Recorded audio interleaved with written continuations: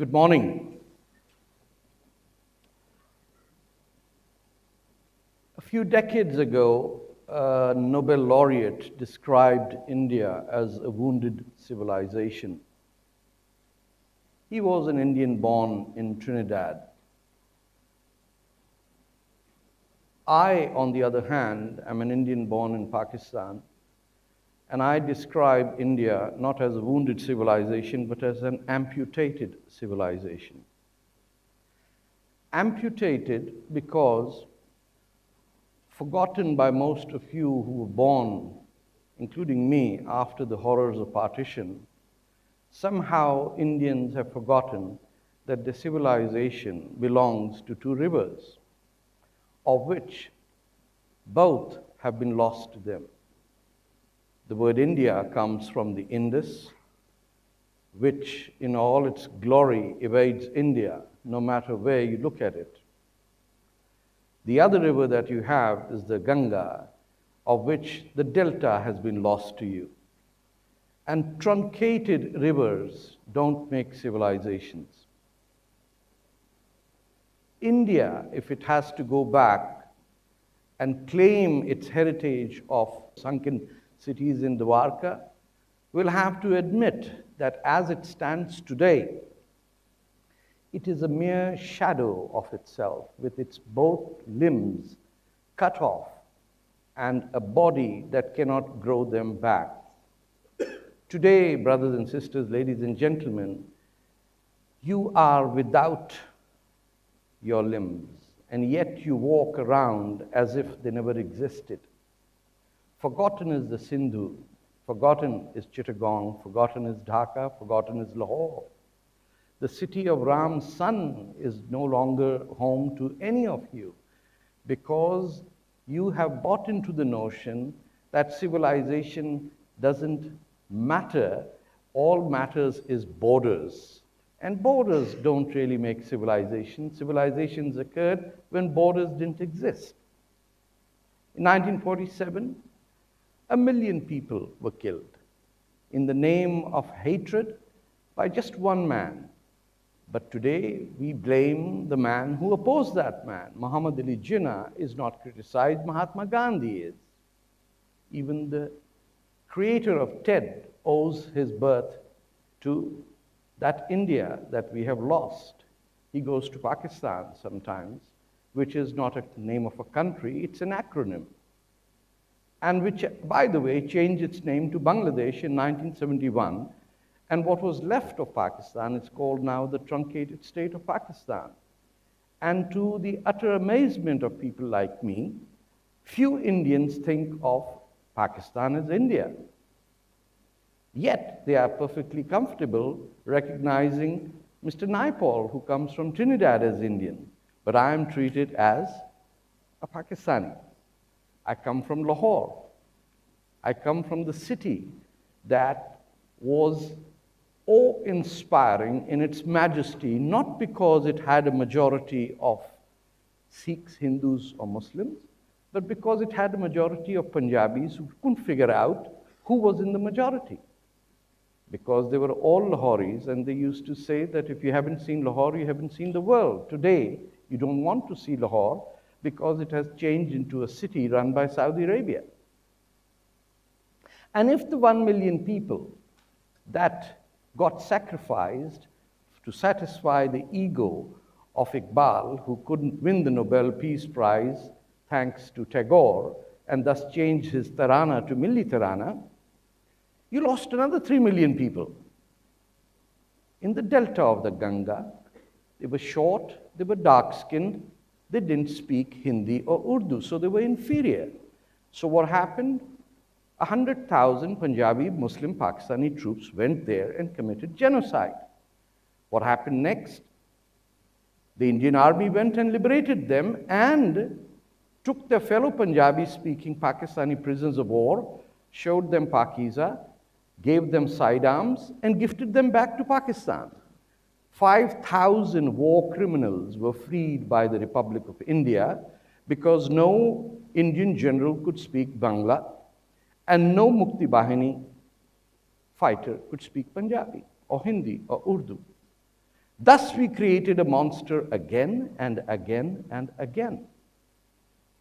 We gifted Pakistan as a civilization with 5,000 war criminals who had raped, murdered, and slaughtered people for just one reason. They were dark-skinned, they were short, and they were considered of an inferior caste. Let no one ever forget that. If you want to talk of an Indian civilization, today the way Bangladeshis are referred to in India is a disgrace for Indian civilization. A Bangladeshi is more of an Indian than the Frenchman who lives in Chennai and writes about the Vedas. Yet we dare not ever make a mockery of a white man, and we take deep pleasure in condemning the dark-skinned person. And this will not happen until and unless the torn off limbs of India are not necessarily rejoined, but recognize that those are my limbs that the British cut off and left us without our arms and convinced us that we can still live. All we have to do is invade Goa, and we will be great. My brothers and sisters, forgotten in this entire tragedy of the last 70 years is a war that is being fought right now. A war in Baluchistan, a state invaded by the Islamic Republic of Pakistan in 1948, a country that became independent 3 days before India became independent, a country, a place that had Hindus, Muslims, Christians, Zoroastrians living for hundreds of years with never one communal incident in the last 300 to 400 years. That is the place that India forgot. That is the place that the state of Kalat wanted to join the Union of India. But the Indian Prime Minister said, "Wo bahut dur hai. Jao." On the other side, Badshah Khan had to tell Mr. Gandhi, "You have left us to the wolves." And Mr. Gandhi shrugged his shoulders. Mr. Nehru was content. They had a republic. They had gotten rid of the Muslas. And who wanted to live with another 200 million people who could cause disunity? So Indian civilization today cannot be captured, cannot even be conceived. This India incredible with a dot and an I is useless sloganeering by the advertising agencies that have ruined you. Because India today is the river Indus. And not today, not tomorrow, not in 10 years, or maybe 100 years or 1,000 years. That river will continue to flow. And mark my word, the wound, the amputation done by the British by the creation of the Islamic Republic of Pakistan, which today is the mother lode of international terror and is the sample of ISIS that threatens the entire world, exists because India thinks that it understands its neighbor. India doesn't even know its neighbor. Indians would not even be able to tell what is the language spoken just west of Rajputana or Rajasthan. Indians don't know that west of Fazilka, the same people live, or Taran Taran is next to Kemkaran, is next to Kasur, the birthplace of Bhule Shah. You have forgotten, you have not just abandoned us to the wolves, you have started feeding the wolves by your Aman Ki Asha. You have today abandoned 50,000 Baloch young men who have been killed by the Pakistan army. 18,000 men have disappeared. Baloch men and women also are dropped from military helicopters in the sands and mountains of Baluchistan.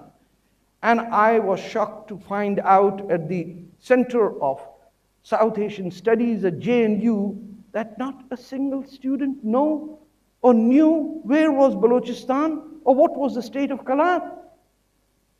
Where the Nani Ka Mandir, 900-year-old temple, is today guarded by 1,000 Muslim Baloch who have told the Pakistanis that on this land not a single minority blood will be shed. Take your rotten Pakistan and take it back to Uttar Pradesh Nawabs and the Muslims of Punjab. We do not want this. We are Indians. And they wrote on a mountain top in black paint. Perhaps I might not vote for Mr. Modi, but it was written, Ab ki baar Modi Sarkar. And in India, nobody could read it. They thought it was Allahu Akbar, because everything written in Urdu Arabic is Islamic, you see. No Indian knew what was happening. How many know that there are Baloch families living in Gujarat, in Maharashtra? How many know that the African community of Surat is Baloch? No one. So my dear friends, brothers and sisters, I am saying that the independent state of Kalat that existed on March 27, 1948, that was invaded by the Pakistan army after it had been repulsed from the state of Jammu and Kashmir, which you remember all the time, but you forget the state of Kalat. I urge you to rise up, talk to your friends and families and every Indian who meets and says, not tomorrow, maybe tomorrow, but not even if in 100 years, but we will never, ever, ever forget that an Indian is an Indian irrespective of whether he's in Trinidad or in Pakistan. Because an Indian is defined by the river Indus. And we are Indians whether we are Muslim, Hindus, Sikhs or atheists. Or we believe in flying horses or talking snakes. It does not matter, because we never invaded any land anywhere in the world. And those who invaded us and murdered us and committed atrocities on us, we will not celebrate them. And if there is one Indian who wants to put this in action, he can come with me and we'll take a pail of black paint, and wherever the word Aurangzeb is written, we will put a slash across it and say, my Muslim leader of India is Dara Shikoh, not the mass murderer Aurangzeb. But is there an Indian who will rise to do that? I'm afraid after 67 years, there is not a single Indian with the courage to say that the murderer of Tej Bahadur is not worthy of the name in my capital street. That Dara Shikoh, who translated the Upanishads into Farsi, into French, into English, is my leader. But you have no street named after the greatest Indian. You have a street named after a mass murderer who was the first member of the Taliban and the Islamic State that today we are fighting. And you celebrate it in the city of Delhi. My time's running out.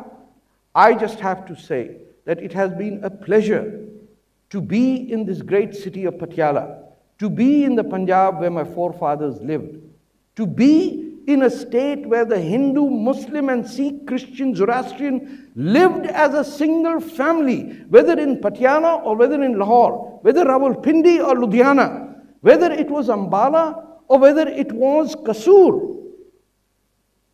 Bulle Shah has been forgotten by the people of India, and your children are not named Dara Shikoh? Name them, and Indian Muslims have to lead this fight. For goodness sake, stop naming your children after Arab invaders. Name them after people who fought the Arab invaders. Unless and until you do that, that schism will always be there. You cannot be divided into communities based on religion. You should be based, the communities of India should be based on ideas.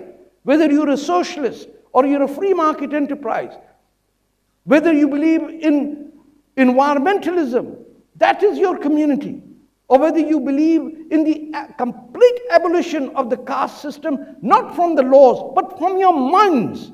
So when your daughter marries a black man, you don't go to pray to your God to say, oh God, let there be a divorce because I want my daughter to be happy.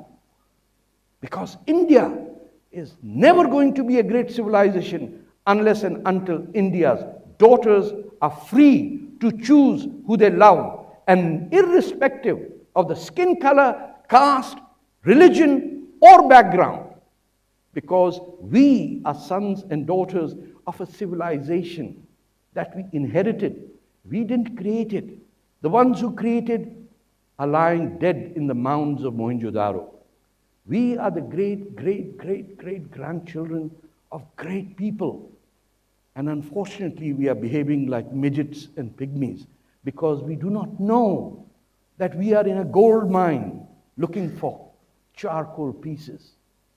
Get rid of your smallness and be big enough to take hold of India and make it your future and say to the world, never again will someone have to urinate in the mouth of a fellow Indian, because as long as that can be done, as long as a woman can be raped, India is not a civilization. India will be a civilization when a woman can walk on the streets of Delhi irrespective of what she wears. And never would a rich man scold every man that is poorer than him simply because he can do it. Because as long as you insult a fellow Indian, you cannot claim to be an Indian of dignity. I am a foreigner in some ways to your land, and I can tell you, in 2 months living in India, I have seen every man who can shout at a poor man exercise his power and shout and scream. People are terrified of the rich people. As long as the rich and elite of this country consider working poor as worthless, dark-skinned, lower caste people, you are not doing justice to those who gifted you with this amazing land, covered and sheltered by the great Himalayas and irrigated by the Indus and the Ganga and the Narmada and the Kerala Ghats and the Tamil Nadus. A Sri Lankan, a Bhutanese, a Sikkimese, a Maldivian, a Pakistani, they're all Indians. So never ever attribute Indianness to being just within the borders of what is India today. India is much, much larger. It is as large as the Mars orbit where your satellites go round and round. That is what is India. Thank you very much for giving me your time.